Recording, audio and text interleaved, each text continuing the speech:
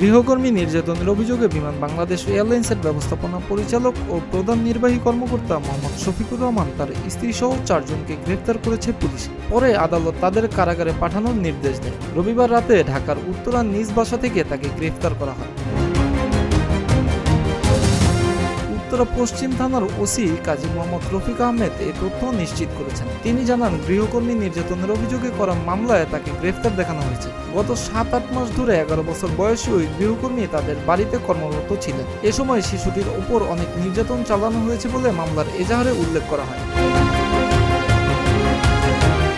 শিশুটি এখন গাজীপুরের শহীদ তাজউদ্দিন আহমদ মেডিকেল কলেজ হাসপাতালে ভর্তি বলে জানান তিনি। তার সারা শরীরে নির্যাতনের ক্ষতচিহ্ন দেখা গেছে বলেও উল্লেখ করেছে পুলিশ। রবিবার মোহাম্মদ শফিকুর রহমান, তার স্ত্রী এবং বাড়ির আরও 2 গৃহকর্মীর বিরুদ্ধে মামলা দায়ের করেন শিশুটির বাবা। সেই মামলার ভিত্তিতে তাদের গ্রেফতার দেখানো হয়। সর্বশেষ সোমবার বিকেলে 4 আসামিকে আদালতে পাঠানো হয়েছে। পরে আদালত তাদেরকে কারাগারে পাঠানোর আদেশ দেন। মিরাজ হোসাইন, প্রতিদিনের বাংলাদেশ।